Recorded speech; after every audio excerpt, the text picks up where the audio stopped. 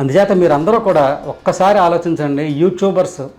ఆ యూట్యూబర్స్ కూడా ఎలా తయారంటే సెలబ్రిటీల కింద తయారవడం, లేదా ఇన్ఫ్లుయెన్స్ కింద అయిపోతారు. వాళ్ళందరూ ఇన్ఫ్లుయెన్స్ అవుతారు. అయ్యాక వాళ్ళు ఏం చేస్తున్నారు, వాళ్ళు ఒక బెట్టింగ్ యాప్లకి ప్రమోషన్ ఇస్తున్నారు. వీళ్ళకి ఎవరికి తెలియదు, వ్యూవర్స్ ఎవరికి కూడా బెట్టింగ్ యాప్ల గురించి. వాడు ప్రమోట్ చేస్తున్నాడు కదా, వాడు సెలబ్రిటీ చేస్తున్నాడు అని చెప్పి ఆ బెట్టింగ్ యాప్లని డౌన్లోడ్ చేసుకోవడం, బెట్టింగ్లు చేయడం.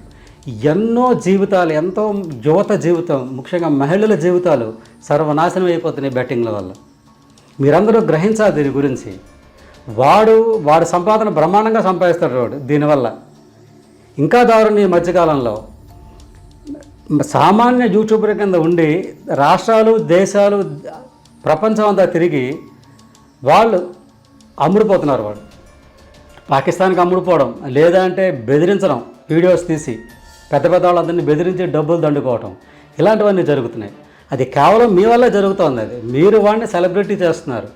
ఆ సెలబ్రిటీ చేయడం వల్లే వాళ్ళందరూ కూడా ఎలా తయారవుతున్నారు. వేటల్ని ముఖ్యంగా ఒక యూట్యూబర్, ఒక మేడం గారు ఉన్నారు, వీళ్ళని పచ్చిక మిర్చిని కొట్టాలి వాళ్ళందరూ. నేను ఒక యుద్ధం చేస్తేనే కానీ మార్పు రాదు యూట్యూబ్లో అని కామెంట్ చేశారు వాడు. ఎందుకంటే రీసెంట్గా చూశారు కదా మల్హోత్రా, ఆవిడేం చేసింది, మొత్తం రహస్యాలన్నీ కూడా పాకిస్తాన్కి అందజేసింది. సింధూర్ అక్కడ మృగాలందరినీ కూడా ఎంతోమందిని పాపం చంపేశారు. ఇలాంటి వాటిని కట్టడి చేయాలంటే ముఖ్యంగా వ్యూవర్సు అందరూ కూడా మీరు చూడకుండా వదిలేయండి వాళ్ళని. ఇన్ఫర్మేటివ్ మెసేజ్లు ఎవరిస్తారో వాళ్ళ వీడియోస్ మాత్రమే చూడండి.